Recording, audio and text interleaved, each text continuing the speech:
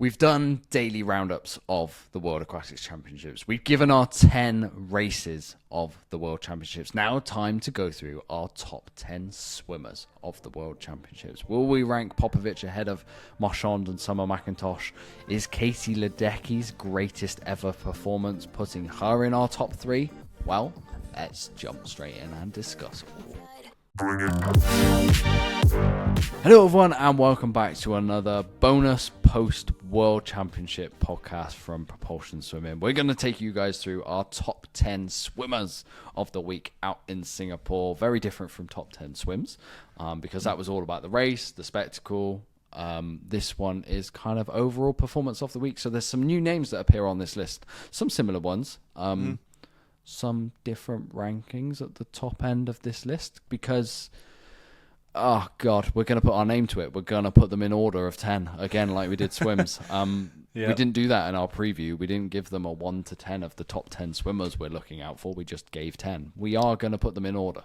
Yeah, we're going to try our very best, and very similar to the last one where we had to have a big discussion of how we ordered them. I think we were quite set on our top 10, I think, but then the ordering of them was difficult.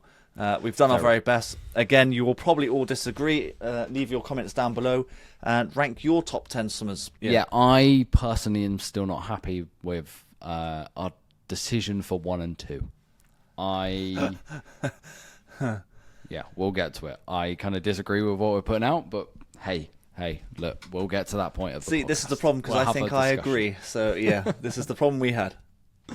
Number 10 on this list, Ahmed Jadi from Tunisia. A fantastic distance double for him at these World Championships, really solidifying his name and actually Tunisian swimming's reputation, especially in the 800 meters freestyle, as one of the nations, one of the swimmers, one of the most exciting distance swimmers to look forward to over the coming years. Anyone who does the distance double, no one could do it in Paris for the men's side. Anyone that does it at a World Championships deserves to be the top 10 swimmers because distance swimming is loaded. Even if a few names were ill in some of these races, I don't think he would have been beaten. His swims were incredible. No, I mean, you look at the final. Yeah, Dan Whiffen was in the final for the 800, but we all know that he was struggling with illness, and then Sam Short was also missing in that 800 as well. Even though he did do the 15, he kind of recovered a little bit. So there were some names missing in some of these events, but take nothing away from Jadi. The way he races these distance events is insanely good. The pace he holds, or the way he can change gear. So if someone's actually really attacking, he then changes gears to try and catch up with them, or vice versa. It's amazing, and then he does what Fink's most known for. But I think he arguably does it slightly better than Fink now. The last 50 is outstanding. See, I was going to say, I think the difference is he goes earlier. So in the 800 meters freestyle, I think he kicked on with 200 meters to go. In the 1500, maybe it was a little bit more cat and mouse between him and Sven Svorts. Because Sven Svorts tried to kick on with 300 to go, and Jadi had to stay with him and then swam past him with like 150 meters to go, so left it a little bit later. But for me, that 800 meter swim was hugely impressive to break a field that included Lucas Martins, who had just won the 400 meters freestyle, and Sven Svorts, who had the European record heading into this meet, and to swim the 3rd fastest time of all time in the event. Definite top 10 swimmer. Yeah, I mean, he's still very young, and as much as we say this 800 world record is the hardest one out there, well, we still do, it really is, he's actually only 4 seconds away now, and that's a super suit time, so he's getting ever closer to that time, and likewise, you could say it for the 15 as well. I know it's Bobby Finks, he broke it last year, but Jadi is the one to potentially do it, but I never see him, it doesn't look like he targets times. He's just a racer. Racing a race. He paces it to... He kind of matches people in the pool and then overtakes them at the end, basically. It's incredible, and I want to see how much further he can take it. Number 9 on our list, albeit a quiet meet on kind of the American PR front, but Gretchen Walsh has to go on here. She does the double in the butterfly events. She wins the 50, the 100, some fantastic relay splits, especially in the world record 4x1 medley relay. She maybe could be higher on this list if the swims were at peak Gretchen Walsh standards, But peak Gretchen Walsh standards are a second. They're miles ahead of the rest of the world. The times that she was still hitting to win the gold medals, really, really high quality as well. I mean, the 100 fly, she's still gone sub 55 seconds that no one else in the world can do. There was the illness bug that went through the American camp. I think she was I want to say shining light, but actually she didn't get that much attention for the quality of swimmer that she is. Yeah, I think she was one of the swimmers that was quite heavily impacted. I think Tori Husk probably more so than her, but Gretchen still her schedule managed. was managed, wasn't it? Oh, very much so. She took herself out of the 100, didn't she, to concentrate on the fly events and the relays. Well, she took herself out of the 4x1 freestyle relay as well. So basically all of the freestyle she was out of, apart from the 53 in the last day as well. But she is a fly swimmer. She's known for her fly. The rangy strokes she has, I think I heard that she's kind of double jointed in her elbows, which is the reason why she gets. You don't need to hear it; you can see it. No, you can see it, yeah. Which is why she gets such stroke length and amazing undulation, all the rest of it. Sub 55 again in 100 fly. I think the problem we have, I guess, is that we're expecting something special from her. I think we're expecting the 50 fly world record to be seriously challenged, but knowing that she was ill or dealing with illness, it was always going to be a tough ask. But take nothing away, a 24 point and a 54 point in the butterfly races is sensational, and I think next time she jumps in, she'll probably get close to those world records again. But we won't see her racing until next season now, of course. Number 8 on this list, Chinese breaststroker Ching Hayang, who wins the 100 and 200 meters breaststroke double and podiums in the 50 meters breaststroke. For me, the versatility in this, doing the double at any world championships is a massive, massive achievement. It's still incredibly hard to do the 100 and 200 breaststroke double. This is one that you do not see. You don't see anyone else really finaling from 100 to 200. And yet he's won them both. And the 100 swim of 58.23, solid. The 200 breaststroke, that was such a good swim from an outside lane. Really swam with blinkers on. 207.4, sure, the time could be faster. But I rate the versatility from 100 to 200 really quite highly. Yeah, and he is... what's his favourite event? This is where I get confused. So he's obviously extremely good at the 100 with his PB being a 57, but he has the world record in the 200, so I don't know which one's best. I guess you have to say the 200, I suppose, based on the world record. But he is extremely good at all of them, obviously podium in every single one, extremely close to actually winning the 50 breaststroke. But again, you're dealing with Sarah Saylor, who was absolutely on fire in that 50 breaststroke, but he only got beaten by 0.1 or so. So, he did really well to podium, arguably unlucky not to win or come higher in the podium on the 50 breaststroke. But I think the stand-up race was that 200 breaststroke because of the outside lane. I don't know whether he did that on purpose, but it kind of works for him. I don't know if it actually makes any difference to him, but he had a game plan in his head, and the idea was to have easy speed in the first 100, kind of your normal tactics for a 200 breaststroke, and then push the third 50, hang on for the final 50, much like Wanatabi did, but he held him off, and fantastic swim, and then obviously beats the Olympic champion in the 100 breaststroke as well. So you're taking some credible scalps there on your way to winning these gold medals. 7th on this list, breakout African backstroker Peter Coetzee from South Africa. Fantastic swimmer who podiumed in all 3 of the distances. The 100 meters backstroke obviously is where he becomes world champion for the very first time in a 51.85. A monumental swim in one of the deepest 100 backstrokes that we've ever seen. We discussed it in our top 10 swims of the world championships. For 3 men to be going sub 52 seconds on this podium is like otherworldly. It's a purple patch, absolutely, no question whatsoever. He did the risk of bouncing from World University Games onto this championship. He raced like it might even only have been 2 weeks before the World Championships got started, and he went sub 52 seconds there, and showed his hand to the rest of the world. And you know what? He showed up in a big time at this meet. He arguably should be higher in this list. I think he should be slightly higher. Because you reckon the names that are coming are huge? Yeah, well, it's really Maybe difficult. That's the thing. He's not a name yet. It's a personal preference for me because he's hit PBs in every race he's done, African records in every race he's done, and like you say, it's a purple patch in backstroke right now, and he is right up there. Oh, he is the top guy in the 100 right now anyway, and he's right up there on the 50 and the 200 as well. We spoke about the versatility of Chin in the breaststroke. I mean, this guy is just as versatile, but he's dealing with absolute monsters in Chekon and Nuenda Brouard and Kosh. Like, he actually got really close to the Olympic champion in the 200 backstroke. If Kosh didn't hit a PB, Kurtzy would have won that. So, fantastic meet all round from him. Is it a personal preference because your wife's from Zimbabwe and Zimbabwe and South Africa support each other at meets like this? No, they do. That is true. Yeah. Usually if you're from, well, definitely from the south of Africa, so you're in Namibia and Botswana and places like that, you just support, especially in the rugby. Like if South Africa are playing rugby, they support South Africa. That seems to be, I don't know if that's like, should I say that? But no. Well, I've said it now.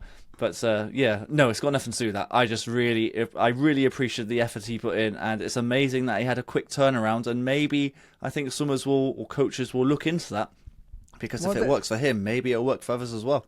Yeah, there is meets along the programme along the way. Like the British swimmers went off to Seti Collie, which is maybe not as competitive this year as it usually is, but it is a highly competitive, fast outdoor racing pool. But it's not in the middle of taper. Like his was really, it would have been in the middle of taper. And it's not like anything's on the line. Whereas for him, it was becoming world university champion. There is quite a lot on the line. It's a rare one. We might see it next year for the Brits because there's a Commonwealth Games. Yeah. And then a few weeks later, there's the European Games. So they can test it a little bit in terms of like how they're tapering, what meets they're targeting, how they bounce from one meet to the next, which is actually going to be really, really exciting for us Brits. Yeah, I mean, I think we said it on the day when he won that 100 backstroke, actually, like ISL or World Series, these guys actually get quicker because they race every weekend and they can put the rights wrong, fix it, and then they go quicker and quicker. Maybe that's part of it as well. Number 6 on our top 10 swimmers of the Singapore World Championships, Maxim Groce. Did the double in the 50 and the 100, was very impressive in the 100 metres freestyle, an absolute key cog in the silver medal winning French medley relay, which is just begging for Manadou to get out of retirement to swim as that, because him and Marchand are flying. And De Brouard as well. Yeah. It's literally just missing a 46-point freestyler. That's Can you believe ask. it? Yeah. It's some ask. But no, Maxim Groce, 6th on our list. He does the double. 2 very good times. Goes sub 50 in the 100 metres butterfly as well, and narrowly beats Ponti. Thoroughly deserved, in my opinion. Yeah, there is a bit of a pattern with all of our top 10. I think they all do the double, actually. So, yeah, that's part of the reason why there are top 10s, because they do the double. It shows a little bit of versatility. But Maxim Groce, we've spoken a lot about him in the 100 fly, because that was one of the best races of the whole week. And he was outstanding from start to finish. He attacked every single race. I wouldn't say faded. It's just that the other guys were catching up. But he gave himself enough of a gap to get the hand on the wall first, which is the main thing. And he's throwing times that are outrageous. The second fastest time ever for the 100 fly, and then a 22.4 is a national record for the French. He's getting quicker and quicker. And I did say that the French relay were one to watch out for when he hit that 49.6 in the individual. Not to be, came second, which is still pretty good, obviously. But yeah, he's getting quicker, and French swimming is on fire right now. Absolutely bouncing on from the Paris Olympics and not standing still, which is really, really good to see. And like we've said so many times on this podcast or videos that we've put out, the men's 100 meters butterfly is deep. Yes, very, very deep. And when you're blowing the field away is quite a strong statement to say, but bar the glide into the wall, he was a half body length ahead of some of the fastest fly swimmers we've ever seen. Yeah, I mean, it's in the same sort of grouping as Kurtzy, I suppose, because both of those events are extremely deep. You look at that final, you think anyone's going to win here. Anyone out of, like, let's say the middle 6 lanes, anyone could win this race. And the fact that Groce actually did the double over the 50 and the 100, in races when we were trying to predict, like, who's going to win this race, and he's done the double, that's some going. Well, I got that prediction right. You did? How annoying. Yes. Number 5 on our list, the Australian backstroker, Kaylee McKeown. What more to say? The greatest backstroker that's ever lived, in my personal opinion. I agree. When you're beating Regan Smith, and Regan Smith is no slouch, her backstroke, especially the 100. She's got the world record. Kaylee McKeown got incredibly close with a 57.1. The 200 back with a 203.33 has gone mightily under the radar for how good a swim that was. She put literally every ounce of energy into that. She did a Broder Williams on poolside. If you don't know what that is over here in Britain, have done. We don't know for sure, but you may have done. Yeah, there's a bucket that's needed after a race because you've put absolutely everything into it. She is a phenomenal talent in the water, and it is a mental skill that I think is where she gets Regan Smith, the mental edge. And I mean, she came off the back of Paris and talked about being mentally fatigued and everything like that, and I don't doubt it, because the battle between her and Regan Smith, I think, is fought more in the mind than it is in the water. It does seem that way, doesn't it? They're both extremely capable when it comes to the actual swimming. Both extremely good under the water. Swim speeds nigh on the same. Kaylee, I would say, is just a little bit better on the pacing side, which is why she's so dominant in 200.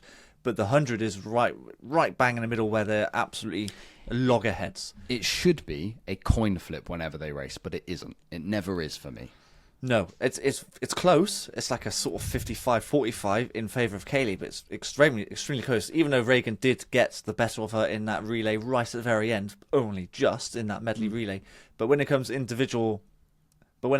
individual, it is usually McKeown that comes out on top. And maybe it is something to do with the mind. She just knows she just has the better over Regan Smith every single time. Who knows? We can't look into their minds, but it's amazing that she's only 5th on this list, but that just goes to show how good the top 4 were in our list, because if you're within touching distance of 2 world records, maybe you should be higher, and you've done a double, of course. Maybe you should be higher. Maybe she should be higher. Yeah. I think maybe not some of these are here on brand recognition, but number 4 on this list, Katy Ledecky. For me, maybe it's less about the times that Ledecky swam this meet, because the 1500... maybe we thought she would scare the world record. Didn't quite happen. She did an incredibly good 4x2 relay split, by the way. She did. The 800 was a good time, but the race was the more important thing. It was the more solidifying the greatness. And yeah, Summer McIntosh isn't going to take me down. Lanny Pallister isn't going to take me down. Again, we've just talked about like mental warfare with Kaylee McKeown. I think this is where we saw Katy Ledecky at a place we've never seen her before. We saw her challenged in a distance race. Yes, which she's had the privilege, the talent, whatever you want to call it, for the past 12 years, 10 years. She's not been challenged in the 8 and the 15. It has just been the Ledecky show, to the point where our preview heading into this World Championships, we spent about 10 seconds on the 1500 freestyle because we just went, Katy Ledecky, Katy Ledecky. And that's been the case with most major internationals, and this was the first time where you think, actually, she may get beaten. And to deal with all that pressure and perform the way she did, where she just would not let anyone win. She wouldn't let anyone pass her, even when McIntosh or Pallister made a little bit of an edge or a push to try and get that lead. Ledecky was having none of it, and she stayed right in front, stayed a shoulder ahead. Ultimately, it came down to 0.3 in the end, which is insane over an 800-meter swim. But solidifies or cements her greatness, and looking forward to seeing how she gets on. Does the double. I think they all do the double now, so I'm going to stop saying that. But the 400 was okay as well, but the 800, it took up a lot of headspace, I think. Same with McIntosh, I believe. And that's the reason why we saw her so exhausted at the end, because a lot was riding on that race, and she's come out on top. Okay, so that is 10-4 on this list, which I think means everyone should be able to guess the top 3 swimmers. You've got David Papovic, Summer McIntosh, and Leon Marchand. But what order do we put those swimmers at? Number 3 is David Papovic. Does the 100 and 200 double, gets incredibly close, and actually rattles the 100 meters freestyle world record in a 46.5. And the thing for this meet, for me and Papovic, or for us and Papovic, any questions, any doubts have been answered. He's answered every single one of them. We said he swam really fast at the European Aquatics under 23s leading into this meet, and we said, well, surely he can't go slower. But can he do this in a pool full of some absolute monsters? Because when he swam those times, it was in an outdoor pool. It's a running joke. It's not anything serious that we bring to the table. I don't know why that seemed to bring about some controversial sort of. Yeah, no, it wasn't like that at all. No. We were just sort of saying he seems to swim better in outdoors, but he's obviously put that wrong, right? If it wasn't even a wrong at all. No, exactly. And he has proven that he is the man to beat in the 100. The 100 for me is more impressive than the 2. The 2. It was a better race. The 2 was the better race, but the 2 for me is the forte when you look at him as a swimmer, his technique. But actually, I don't think that's the case. I think the 100 is as strong, if not stronger, than the 2, given where he's racing in terms of world record pace. Yeah, I don't know if I stand by it now, but I've always said that he is a better 200 swimmer than 100 swimmer. Yeah, but the fact that he's now going a 46.5. It's very difficult to say that. Like there's only one swimmer that can go that sort of time, and that's Pan. And of course, he's actually quite capable of doing a 200. In fact, he's done a 400 quite well as well. But he's not as capable of Papovic as the 200. No, he's not. But he's the only one that's capable of going a 46 mids, which was not supposed to be possible by humans, which is been corrected now clearly because 2 guys are there, and arguably I think Jack Alexi will get there eventually as well because he's throwing down some amazing times. I think he just needs to attack a race a bit more. Yeah, just believe in yourself, go for it. But going back to Papovic, he is outstanding at the moment. I just don't know if anyone can beat him because the back end speed is what it is, and I don't know if it's clear how he can improve, but it's the front end because the back end is nigh on perfection. You're going 24.0 or even quicker than that in some cases. Then it's the front end that's got to be slightly quicker, but then does that impact that final 50? Does he even need to? I don't think he needs to improve. That's the thing. The only reason you need to improve is if you're chasing a world record. At a world championship, you're chasing gold at the end of the day. I did say when we were reviewing, or when we spoke about his 100 and 200 actual race, I just think the pressure is off. He's fully relaxed, and he is now almost free to do what he's actually capable of. The mind's now not stopping him from actually performing at his absolute peak. And he's only going to get quicker and quicker because how old is he? 20, 21? Something like that. So theoretically, most guys peak when they're 23, 24, apparently. So really, by LA, that's when he's going to be at his very best. So looking forward to seeing him go 45 points in an individual. It's outdoor as well. Yeah. Oh. Okay, number 2 on this list. How do we separate these two? We disagreed. We disagreed. I'm going to fold and cave and say number 2 on this list is Leon Marchand. He had the best swim of the week. Let's not beat around the bush. Yeah. The 200 meters individual medley was absurd. The times that he's broken a Lochte world record that has stood for like 12 or however 15 years, I think it was, or 14 years. It shouldn't be happening. Like those sort of swims in swimming just shouldn't be happening. No, just how you can't break world records like that. There's an age group drop that he's just done. Yeah, that's true. Yeah. It's mental. Yeah. The 400 meters individual medley, with off the back of that 200 IM swim, I think we all got our hopes incredibly high. We were just looking at it and just going, well, he's done that in the 200, and the 400 has been his specialty over recent years. So just like sub 4? Yeah. So maybe it was a slight letdown that he went of 4:04, which is a letdown is a strong phrase. It's not a letdown at all, is it? Let's be honest with you. For me, the only reason he's behind Summer is because Summer won 4 individual golds. Like 4 out of the 5 races that she went in. Yes, there was no world record but the world record marks that she's got in all of those races, other than the 800 that she didn't win, they're very, very far ahead of the rest of the world. Yeah. I think that is... You're going some. That's the reason why I've put Summer I think that's the reason why I wanted Summer at number 1, because yes, she's come away from 5 events with 5 medals. The 200 fly was probably the one she really wanted the most in terms of the world record. She was always going to win it. She won it by 4 seconds or so. But the world record is within touching distance, and I think I said it in the top races, if she were to have hit that world record, that would probably be at number 1. And it would be ahead of number Marchand. 3. I agree. Yeah. So that swim, even though it wasn't a world record, I don't want people to forget about that, because a 2:01.99 is a freestyle time for the women. Utterly madness how quick that is. But I suppose your argument was that Marchand is hitting these times. That's PB-wise and world record-wise, you shouldn't be dropping by over a second. That is not normal. Yeah. But then again, some of McIntosh is kind of doing that as well, or has done that recently. As Canadian trials, she didn't quite hit those same limits, but I don't think it was about that. It was about hitting the wall first, getting the medals, and then the main target really was to hit that world record in 200 fly. And I think the 800 free as well, that took up a lot of headspace.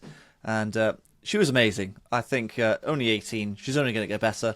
Those world records will come in probably both of those events as well. So how many world records is that going to be to her name? 6 individual probably. She could probably go to 200 as well. 200 free is probably good, yeah. She's extremely good. Almost too versatile. I saw in the comments. She is too versatile. We almost need a month-long competition where you could spread out the events more. But you say that she was going for Phelps's record. Like Phelps's record for individual gold medals at I think a World Championships and Olympic Games is 5. So she was going for that record, which is no mean feat whatsoever. We obviously know Phelps is in the conversation with He is the conversation with Ledecky for greatest swimmer of all time. Let's be honest with you. Well, maybe Ledecky's getting close to that level, but we had this discussion the other day, and I think you made a really, really good point. McIntosh is going to come away from this World Championships. She's our top swimmer. She's going to come away, and I think from her reaction after half of her races, disappointed. To be perfectly honest, it's the high standard that she sets for herself. And for me, it's remnants of Phelps in Athens, is what you said the other day. It's Phelps in Athens, which was the turning point. It was where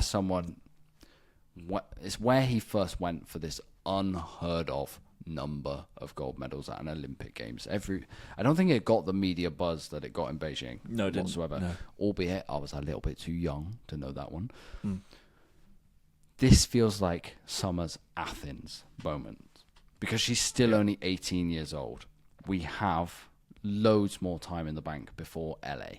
We have loads more time in the bank before Budapest. And tell you what, Budapest is a very, very fast pool. So world records could fall at that meet. Yes, very much so. No problem in 2 years' time. But maybe her being so harsh on herself and being disappointed is just the level that she now sets herself at. And if she wants that Phelps moment in swimming, this might be the World Championships where Phelps had the Athens moment where he got beaten in the 200 meters freestyle. Well, someone's been beaten in the 800 meters freestyle. She came out, she said she didn't like it. She didn't like to lose.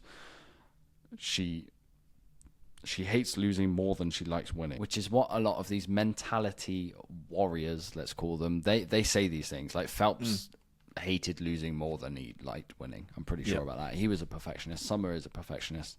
I really love the comparison of, on the journey of her career, this is the Athens moment. Something more's coming. Like Athens Olympic Games for Phelps was phenomenal. Like he still won how many golds? Like 6 golds, I think it was. Yeah. She's come away from this meet with 4 gold medals, which is, we've just said Leon Marchand did the double. Well, she's doubled Leon Marchand's double.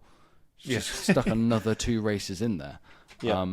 And had Leon Marchand not done what he had done in Paris, she would have been the swimmer in Paris. Very much so. She's had it. I get it, okay? I know Leon did age group drops in personal best in one event. I do get the reasoning. She's head and shoulders ahead of the rest of the world. She is the face of female swimming. Yes. Her and Marchand are going to move this sport forward very fast, very quickly, I think. Yeah, I think it's one of those moments where, because in her head it's considered a loss, you learn more from your losses.